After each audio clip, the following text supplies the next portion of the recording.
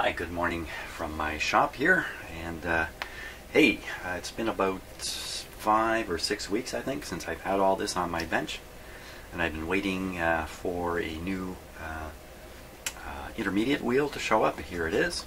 So now that I have it, I want to install the wheel, see this record player work, and then I have some more electronic work to do on the amplifier back here, a few capacitors to be changed out, and I'm probably going to want to go through the tuning of this radio. Hey, this is an FM radio, and oh boy, I'm super skilled now in fixing FM radios. Well, that's what I keep telling myself.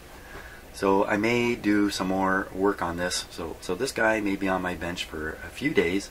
That's okay. The Macintosh receiver I've been working on in the interim, which is not here now, is set aside as I wait for parts for that to arrive too. I have some capacitors to change in that guy, so it all kind of worked out good with the arrival of this wheel. So let's start by taking a look at this wheel. Here, we'll take a close look at it. Okay, now if you're watching these videos in a series, then you've just finished watching the last video on this, but for me it's been 4 or 5 weeks, so I got to kind of remind myself of a few things here. This is the original wheel, and I determined that the wheel's diameter was insufficient to generate traction. I became suspicious this wheel wasn't original, and I attempted to increase its diameter by gluing a small piece of rubber, it's actually a belt, onto the outside just to increase the diameter slightly. I seem to have some success with that, and not some success with it. And as I thought about it, I thought, wow, this is never going to be satisfactory what I've done here. So I decided to order one, and that's why I set this aside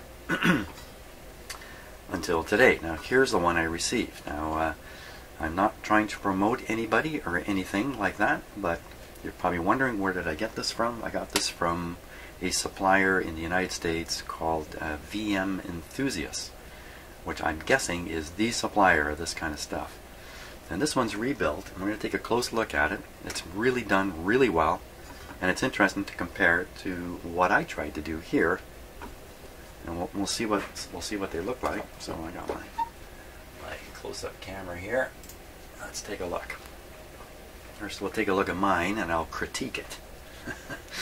That's easy to do. So first of all, you see the thickness of the rubber I put on is very, very thin. Dimensionally it was perfect for what I was doing, but because it's so thin, it has no integrity itself. I skip glued it. There's glue spots around here and there. You can kind of see them, and where I didn't glue it, the belt is shifty in here. It shifts a bit. And I think it was even stretching longitudinally like this, not only kind of back and forth here, but actually stretching along the surface a bit, and was giving some really weird effects. The turntable was, yeah, see, I'm wobbling the camera to demonstrate what the turntable was doing. Rather than turning smoothly, it was kind of shuffling along. If I can, you'll have to imagine what I'm talking about. The last thing is, there's a joint here. This is a belt. There's the joint, I think, right there. Tries I made to make that perfect. Boy, I had a lot of problems with that, mostly because of excess glue. And you know, it was my first time doing this, and I wanted to do this once just to see whether this could be done. You know, it could be done. I could have perhaps done this a little bit better and made this actually work. But having glued it up and gummed it up, I thought, nah, I better just order another one. So here's the other one.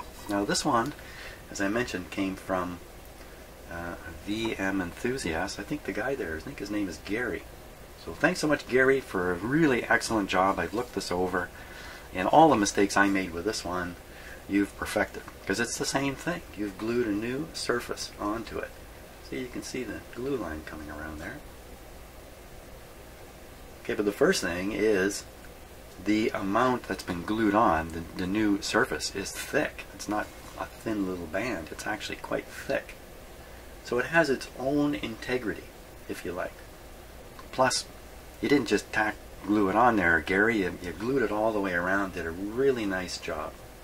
The whole thing is glued really nicely. Look at that, eh? But you must have had to cut down the inside ring here. You must have to cut this down somehow and do that really nicely, and then somehow you've made or found this material, rubber band, if you like, that you stick on the outside. My guess is you're manufacturing all these things yourself. Of course, there's no joint here. This is a continuous piece, so there's no thump possible with this. Whereas mine, I think, was going to fail because of the joint here. No matter what I did, this was just never going to be good enough. Not like that.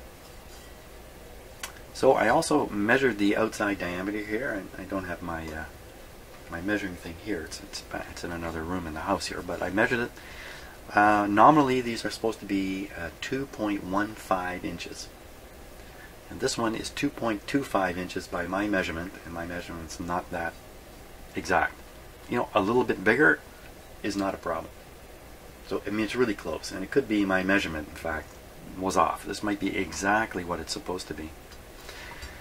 And I ordered this not by describing this. One of my viewers, a very kind viewer, sent me a detailed email giving me the whole background on how to obtain a replacement for this. Give me all the part numbers, the history of the Webster record player we're looking at right here, which eventually became Webcore, and quite a trick to sort through all the numbers. So thank you so much for sending me that. I used a part number to order this, and dimensionally it's perfect. It's exactly right. So Gary, you must know what you're doing. I don't think there's any doubt of that. So fantastic. It's great that somebody, and there could be others, I don't know, there's at least somebody is remaking these things, because these are one of the worst problems, or most common problems you find in record players that use rim drive on the wheel. So hey, fantastic. They don't look identical, but they don't need to. Dimensionally, they are identical. Well, let's put it in there. Let's put it in now. Now I'm going to tell you why I think it's not going to work. Yes, I am predicting failure here.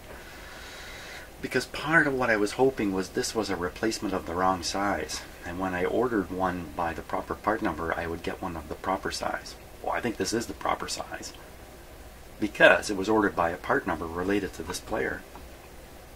The problem is it's no wider than this. In fact, with my piece of belt on here, this has actually got a bigger diameter than this one.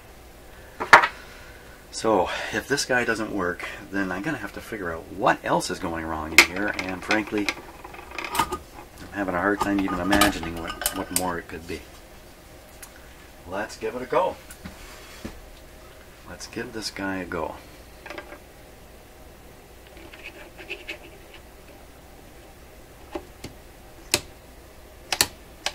Certainly is thumping in there. Here, let's get the close-up camera going here and we'll take a look at how this works out.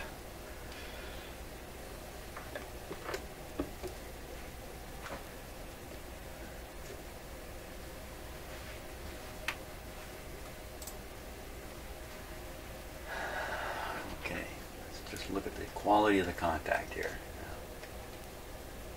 Now that looks pretty good. If I move it off,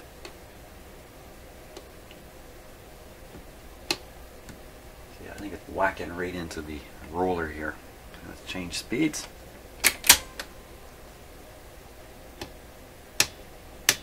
Oh, see this, the metally snap sound? I think it's less hitting this.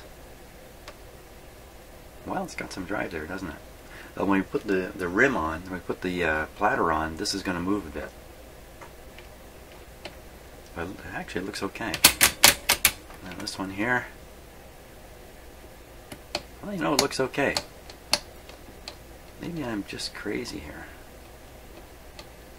For sure, if the rim pushes this wheel in too far, off it comes, right there. Well, I kind of suggest you make this wheel big enough and it will lift off.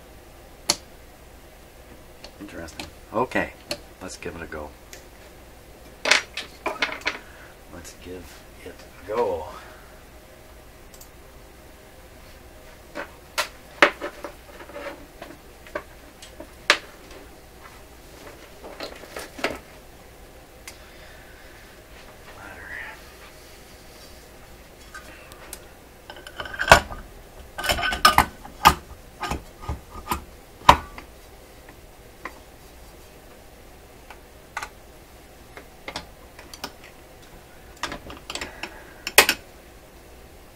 Maybe I should put a record here just to make sure the needle doesn't touch down on that felt.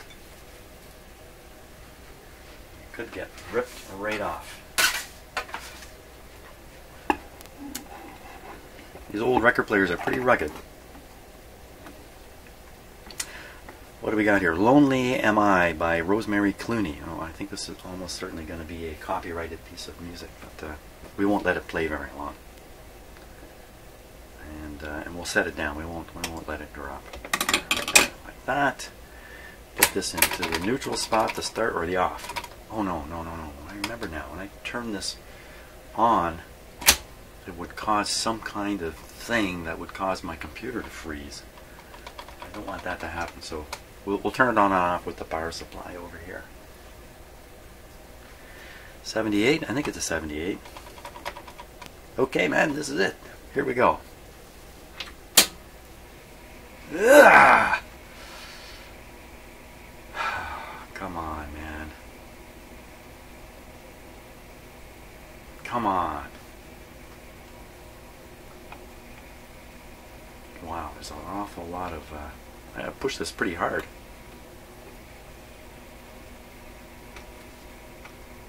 Come on. Okay, so it thinks there's no record to play because the overarm is down.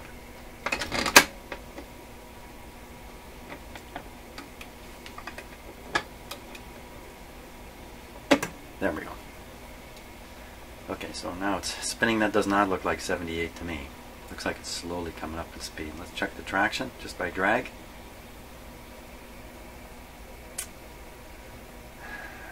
Well, there's definitely some traction there. Now I don't have this plugged in so we can listen to it. That was kind of a mistake. I'll let that spin around. Now we're on full power here too. I'm not restricting the power coming to it, so it's... Now that looks more like 78. Let's let it go around for a bit while I figure out how to plug the audio into my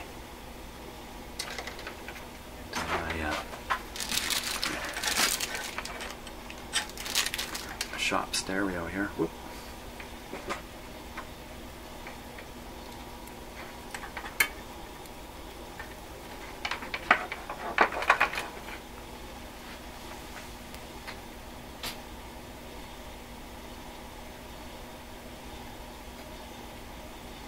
Okay, so here we hooked up.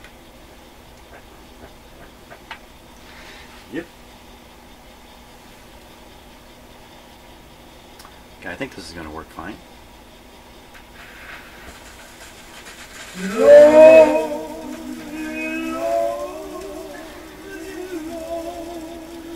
I'll score 1.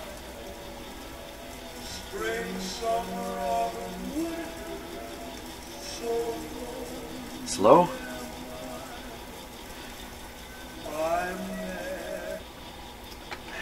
Well, I hear it a little slow, and I hear its speed wowing up and down a little bit.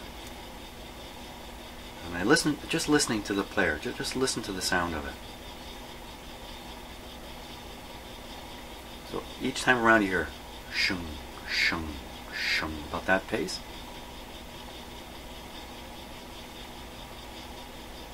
And then you also hear the that's almost certainly the intermediate wheel.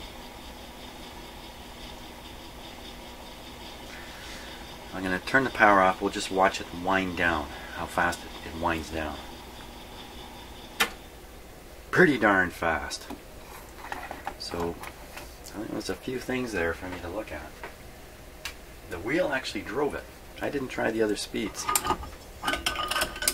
I don't want to be totally disappointed by trying the other speeds and finding out it doesn't work just yet. So what are those strange sounds there? Let's let it run like this.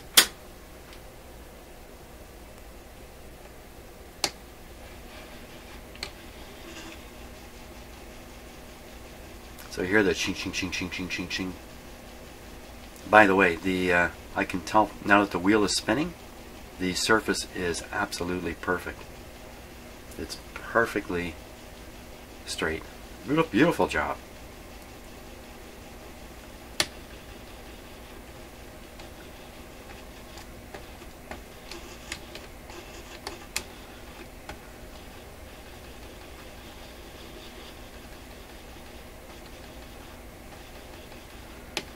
really know what that noise is. I don't know if it's really telling me anything.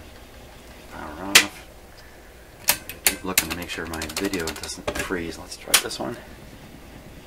Oh! I hear a thumping now. I think the thumping is the actual motor spindle against the intermediate wheel. The roller. We can call this the roller, I guess. Okay, let's try the other speed. I mean, this doesn't mean much without the platter in place. That's 33. Oh boy. So I put the platter on, it's going to push the wheel this way some amount. I don't know how much, but if it pushes it far enough.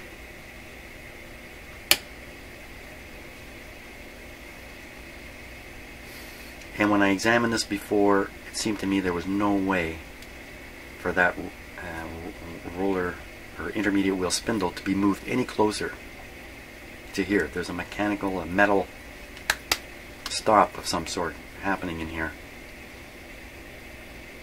which is why I thought we needed a slightly bigger wheel. A lot of these record players, if the motor mounts are incorrect, the relationship between the intermediate wheel, like the angles between the intermediate wheel, a spindle, if there's one of these rollers, and the platter is not quite right, somewhere in there you can get some slippage. That's very, very common for these old record players. This one's a little different because everything is on the same metal support, and then the rubber grommeting is holding everything up against the, I think this is called the deck. I'm not sure what they call this part here. So even if the rubber is not quite right, the only contact that can be affected is the platter contact here. Is that really the cause of the problem? I tried to level out this by shimming it with other washers. I think I did an okay job. So I kind of deduced that that can't be the problem. It can't be the washers, but I don't have much else left here to go on. There just isn't much else to try to adjust or move or change. There's nothing obvious looking at this right now. Let's put the platter back on. Try some different speeds here.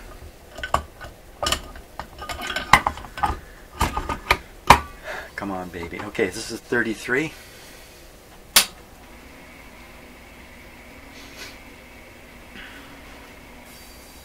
Pretty good traction. Hey, thumbs up on that. Nice and quiet too.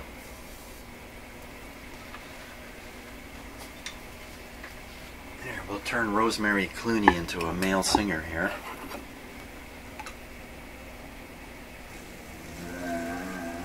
A drunken male singer.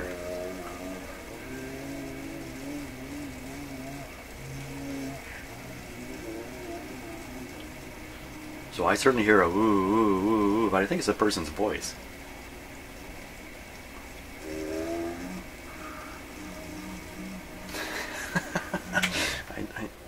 I don't think I'll get a copyright hit for that. Okay, let's try 45.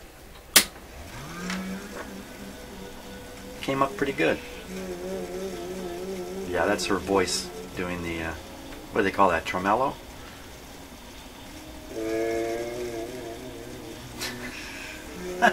Hey, good show. It's working so far. Let's try 78.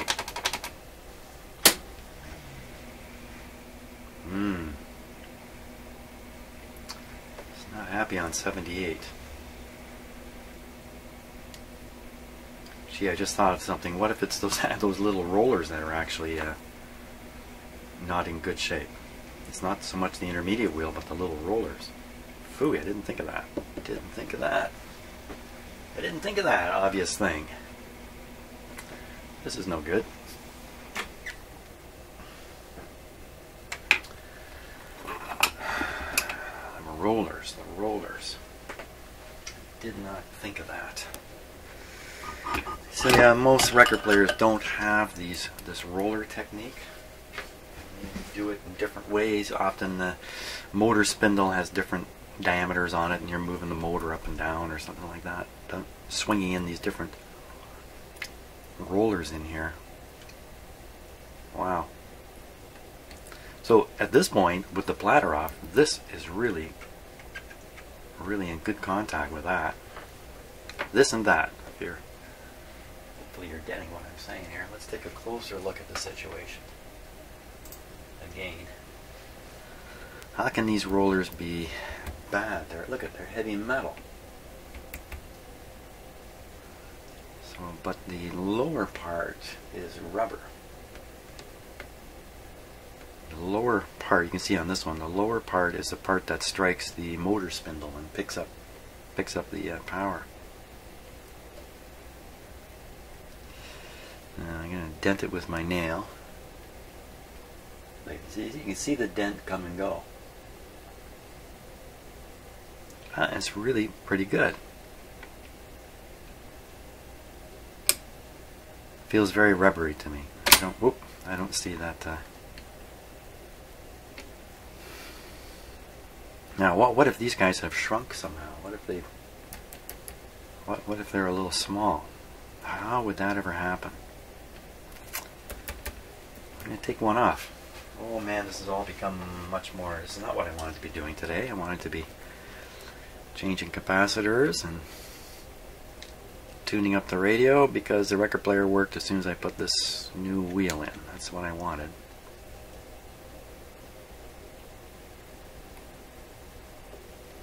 That's pretty heavy. It's a heavy little guy.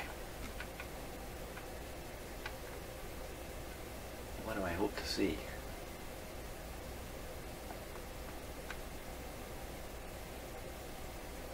Gary, do you remanufacture these guys too? I bet you he does.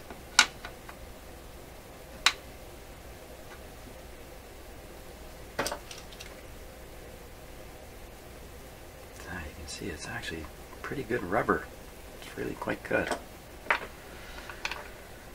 Well, let's take off the trouble one here. Put this back on before I start losing parts.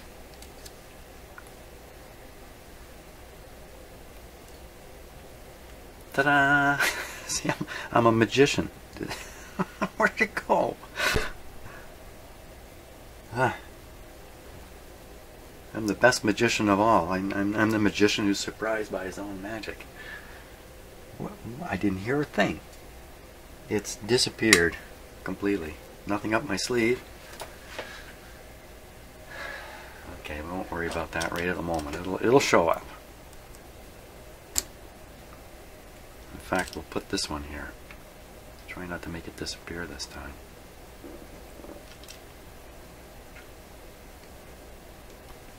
Okay. The roller in question.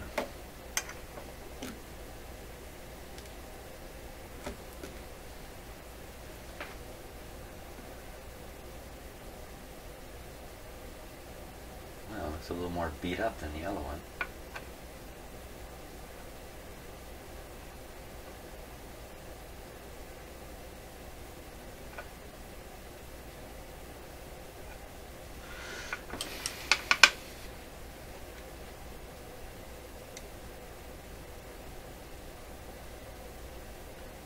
Soft. Is it ground down? You know, if it was ground down significantly, and I've seen this in record players, you see a black pile of dust. These wheels can get so hard and so dry that in fact when you operate the record player, maybe first time in 20 years or something, they'll actually grind these wheels to black. And you get this black powder. I don't see any in here. I see no evidence of grinding. Everything's soft. What's your problem? So this is the surface hitting the motor spindle, and this is the surface hitting. See, a little bit of black on my fingers here. Who knows where that came from? Look, it's been balanced. They drilled a piece out to balance this. It's got a number on it or something.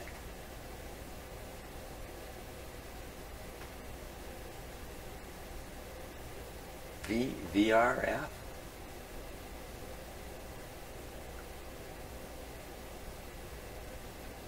IVRF. I don't know what that is. Intermediate Riverfoff. I don't know what that is. Well, I'm not seeing anything here that's going to do anything to help.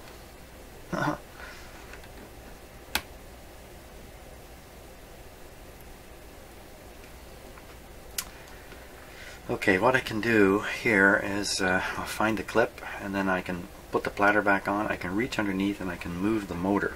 The motor, I can't move it. It's rock solid here. There we are.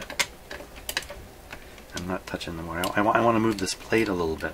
Wow, it's really not got a lot of play in it. You know what? This top part here, can you see this? Maybe you can't even see this. This top part, now you said something about this was all one continuous metal plate and none of the parts can move relative to each other. Well, guess what? They can. They can. That's based on rivets right down here. See, this piece is designed to move a bit. Oops. And therefore it's bound to be just a little bit loose. Gotta have some play in it. There's the spring I put in to pull it back. Am I pulling it back too hard now? Because I don't know. Who knows? Oh, I see the I found the missing pin. There it is, right down there. The missing clip. See if I can knock it down further. Oh, I think I got it by magnetism here.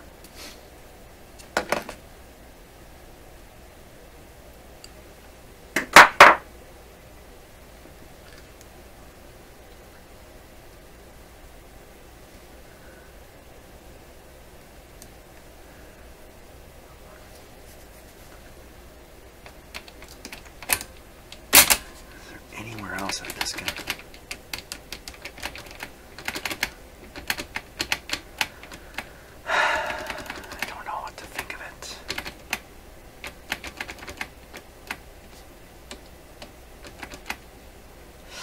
You can see when I push this forward, well, it doesn't really matter, I don't think. I push this forward, I can see it knock into the wheel and move the wheel a bit.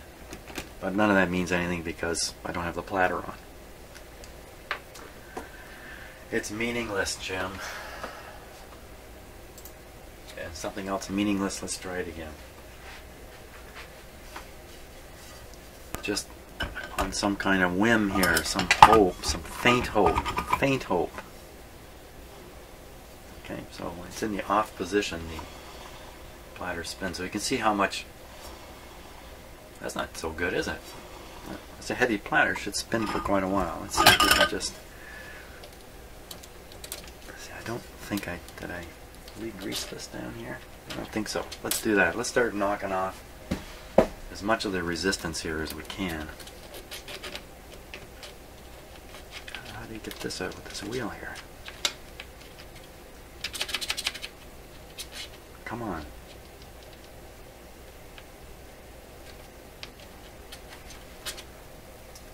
Okay, well, can't lift that up without doing too much, so let's look under there and see what we can see. Maybe I can see that it's okay, or I can put a little lubrication down here. What does it look like? I can't tell anything from that. There should be a grease cup under here. I can't tell anything from that. Feels pretty good when I do this.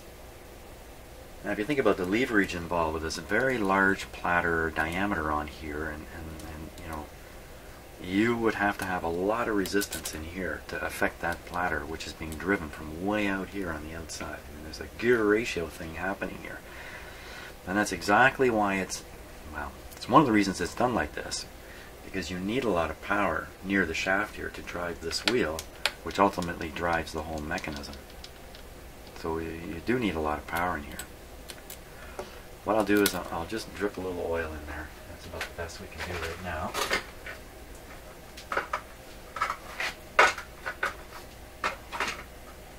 may have done this before and have forgotten about it. I don't remember. I'll do it again. That's a lot. That's a lot of oil. But I kind of wanted to get down. I mean, I should have stuck it underneath here. I wanted to get down on the ball bearings. It'll get there. It'll get there. Okay.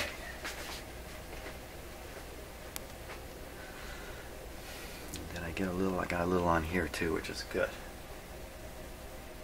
Did I? Maybe not.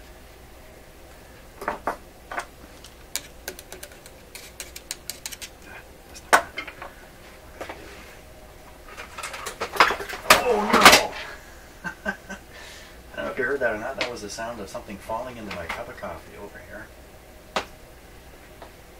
Okay, gotta stop the video and clean up coffee. Going downhill. Okay, forced to operate without any more coffee now. Just a little bit of oil there. Throw the platter on. Yeah, I set my cup of coffee out of the way.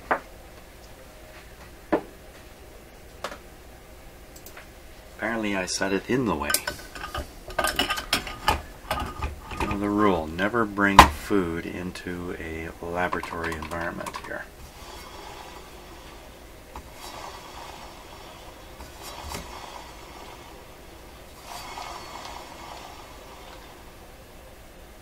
There's a lot of noise coming out of that, like it's rubbing up against something. Still stops quick.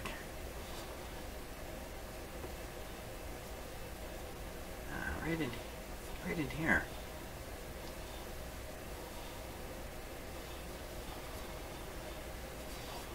Well, maybe it's still just dragging a bit on the intermediate wheel or something. Because there's a whole area here, I can tell. Right here, it's just free as can be, but over here, it's got a bit of a drag on it. You can see it. Now, and that also says there's something here that's not perfectly... I'll use the word symmetrical. It's not really the right word, but I think you know what I'm getting at. How come it's free here and clogged up here? What is going on? Okay, power's off. Put it on 45. There we go.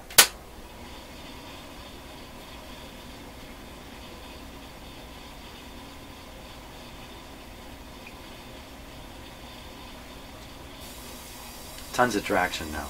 All kinds of traction. I can't slow that down. Let's try 33. Oh, not quite as good. So you know what I am changing is I'm changing those roller wheels as I change the speed. Maybe that's a hint right there.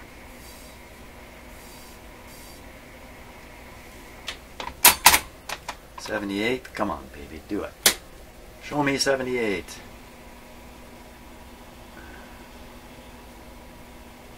You notice it goes and then it slows, and it goes and it slows. So is there something interfering with this bladder? I don't think so.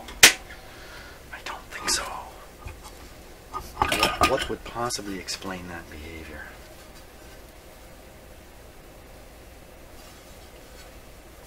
Funny going on inside the rim. No, looks just fine. Oh my gosh. I'm really tempted to drink that coffee. I don't know, after what this is what I dropped into it. Plunk.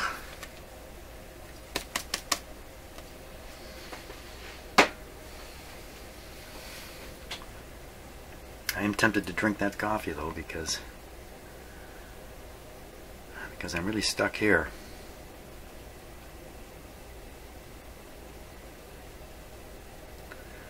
I am stuck here.